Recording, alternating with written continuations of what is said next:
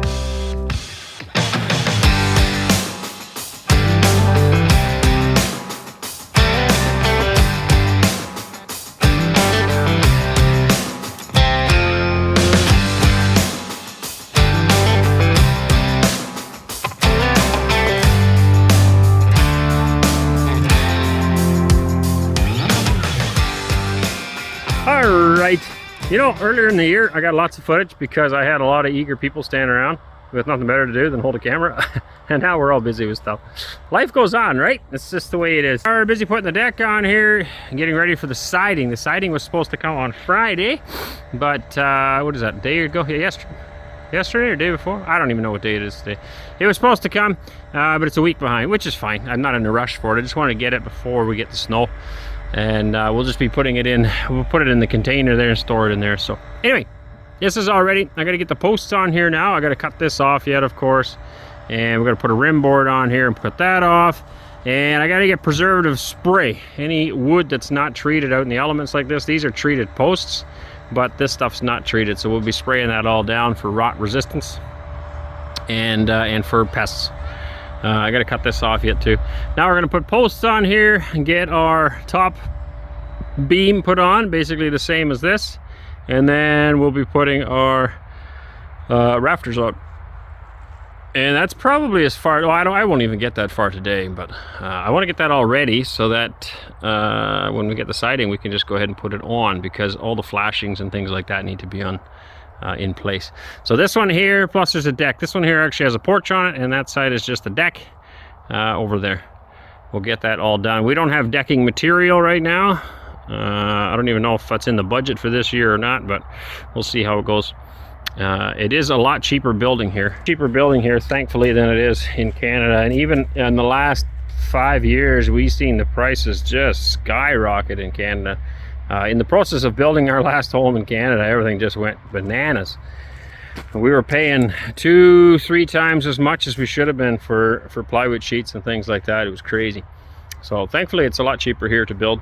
I have not worked out the exact numbers on this build yet, but I do hope to do that at some point. It's a little bit confusing and hard to figure out some of it. And we try to do everything ourselves, which does obviously save an enormous amount of money if you're going to build something. Because yeah, it's just cheaper doing it yourself, I think. On the electrical work, I was unsure how it would work here, how it's done here. It's different, so that did cost us quite a bit, because well, it's just a lot of wire, and it's done differently than I would have done it, I guess, but it's done very, very well, so we're happy about that. So, but in the future I will do that myself as well, so that'll also save a bunch of money. The idea here is we can step onto this, and this will be our main entrance coming home, and then the other entrance is just for our back deck. There will eventually be a fence going in. It's just so much to do yet. Down, oh, the other side of the house yet, I still need 2 more attic accesses. I got to install those. I bought them. It's a strange thing. I was in the store, I bought something that I figured would work. I put it in the cart, put it that much, and I'm pretty sure we would have paid for it. I don't know what happened to them. I cannot find them here anywhere. It was just like 3-4 days ago that I bought them. Nobody's seen them except my wife and I when we loaded it in the cart. Now I don't know where they went. So if I left them at the checkout or somebody pulled them out of my cart, I have no idea. It's so weird. It's like I was going to install them yesterday, and then I can blow the insulation in the last 2 pieces of the attic, and I couldn't find them. So I hate it when that happens. I've had that once before, and it's like, what? I just bought them. And it still puzzles me, because I'm going to end up finding it here at some point, probably on the farm. I had a wonderful morning. It looks like the same day every day, because I wear the same clothes every day. It's because they're work clothes. but it is a different day. And it's a little bit chillier. The wind's blowing. There's a little bit of drizzle in the air. And we're actually going to drop below 0 tomorrow, I think. So, anyway, that's the way it goes with fall. As you can see, there's no leaves. It's very normal. My name's Aaron. You're still watching Countryside Acres. Thank you for joining us. We love and appreciate all of you, and appreciate the support that you all give us on this channel and helping it grow, and the encouragement in our new journey of life. So thank you very much. Today I'm working on the porch again, and I thought I'd show you and explain what I'm doing. So this is a beam that will be going up on top of these posts here. Okay, I did it down below here as well, and I'll show you that joint later on. The reason I do this joint this way, if I can roll this guy for you, maybe. It'll sit like this, and when you're overlapping two joints, if you could try to picture this one being stuck to a 6x6 here, this one gives me maximum strength. You could cut it halfway through, okay, and it would have the same kind of a joint, but then you'd only have half this board. It wouldn't be as strong. This is by far stronger. This is 15 centimeters total, and I have 11 centimeters of material left here for strength. And the other one will also have 11 centimeters of strength left on this board. Yeah, so that's how we do them here. I like to throw GRK screws, we call them jerk screws, through these. They're a structural screw. I thought I found them here at one store, but now I don't remember what store that was. I'm sure they're around though. So I will be looking for those. For now, I'm just tacking them together with regular screws just to hold it all, but I do like them structurally screwed, especially on top of these posts. It's gonna sit up on top of here. And it's the same thing we did on our porch in the last place, actually. And I dropped structural screws down in through here, great big long ones. So I'll find them. So you can see this bottom one. Here is the joint. I made a mistake. Yes, I make mistakes too, and I cut my post too short. So I had to add a little stub. Anyway, you can see the joint here on these ones. It gives it a lot of strength. Very, very strong. And that'll be up here now as well. It'll actually be in the middle of these two posts. End up in here. And then I got to put Ys in here yet to help hold the load. I'm hoping we can get the rafters up here today, and maybe even the steel. It's laying out in the yard, and I'd like to get it up here before it snows. I have to go for gallbladder surgery tomorrow, and I don't really I wanted to get as much stuff done before that as possible, because possibly after the surgery I won't be feeling that great for a few days. And also because they have to make little incisions in my stomach to go inside. It's just small little holes, but it still goes through your stomach muscles, and so lifting things probably not recommended for a few days, right? Makes sense. So as much as I can get done before that as possible. So that'll be a deck on the front of the house. Originally we were only going to go 8 feet, and now we decided to go full 10. It really, if you put a table on a deck, we've got a lot of kids, right? We've got a large family. So we like to sit together, we eat all our meals together. You put a table on a deck, you pretty much need a 10-foot deck just to be able to get around the table. Even then it's tight. We're also building a deck here on this side. I don't know when I'll get to that. Might start on part of it today, but there's always lots going on. We're also still working on the inside of the house, getting things done there. Yeah, bit by bit, we get farther every day. Yesterday was gone. So very thorough here. A lot of people have asked about the medical care in Russia. First of all, isn't that just beautiful? Absolutely stunning. I absolutely love living here. Medical care in Russia, very good. When Anneesa had her gallbladder taken out, she was day surgery, and she was still a little groggy when she left the hospital.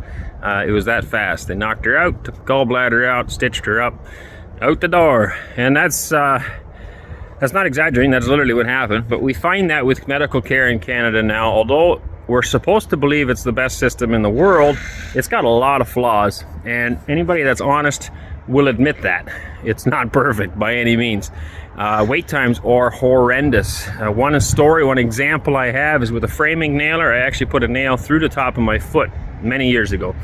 And I had to wait for about 4.5 hours. in the emergency room before anybody would even look at me. So there I'm sitting, blood's filling my boot, nail through the top of my shoe, through my foot, knocked a chunk of bone off the one toe and into the bottom of the work boot, and sit there and wait. And I've seen other people with nasty cuts and things too, and it's a long wait time. The average wait time is about 5-6 hours for many hospitals. It's not good. It used to be a lot better. It's getting worse, and yeah, we were kind of concerned about that. Now, we're led to believe we got the best system in the world in Canada, and other countries are worse, so don't complain. So they're like, oh, okay, well, all right, we have the best thing, so we won't complain. I get here, first of all, to Georgia before coming here, and I was really impressed with the medical care there already. It seemed very efficient, much faster, and way cheaper. And now here in Russia, same thing. Very, very happy with the level of care. They actually still seem to care about the patient. And we have found the last number of years, it seems to be more about the dollar in Canada. They don't care about the patient. Now, of course, there's exceptions. Of course, there's still good doctors out there. But the system seems to care more about the money they can make from you and get you out the door than actually about your level of care. Here, as I mentioned earlier, when I go for surgery, it is now booked for the end of the month. And when I go, they won't let me leave. I have to stay for 3 days to make sure that everything's going good. And it seems to me that that's how it used to be years ago in Canada as well. And now it's like, get out the door. So it's interesting. Yesterday, in preparation for surgery, I had to do a whole whack of different testing. So there's lots of blood tests, there was urine tests, there's ultrasounding of the veins in my legs I had to do. What else did I do? I forget now. Oh, scope. I had to lay down and put the scope down. That is the most uncomfortable, awful experience ever. I went with Cora. She had some stomach issues, I don't know, 4 months ago. And I didn't get to go in the room with her, but she had the scope done. And she told me how terrible. And I was like, how bad can it be? It's just a camera, you know, whatever. No, it's bad. I just had it yesterday, and you're laying on the table just and gagging as they're shoving this thing down your throat. I hope to never do it again. Anyway, everything's good. It all checks out. Looks great. I would have had to go for a chest x-ray too, but I already did it on arrival here for my immigration. Part of the health check that you do when you come to the country. So that is good for a year, I think, or something. So I didn't need to do that again. I still have to do a heart check, cardio, whatever it is. They put you on the machine, make sure it's all good. All of that's in preparation for when they put you under, and just for the surgery itself, to make sure you don't have blood clots and your heart can handle it and your lungs can handle it, etc., etc., etc. The point is, they're very thorough and very efficient. Anneesa didn't have to do any of that stuff prior to her surgery. Surgery still worked. Either way, probably would work, but it is a very thorough examination. Also, the cool thing is, I mean, it basically checks everything. By the time I'm done here, I think I will know that the whole body's good, so we should be good.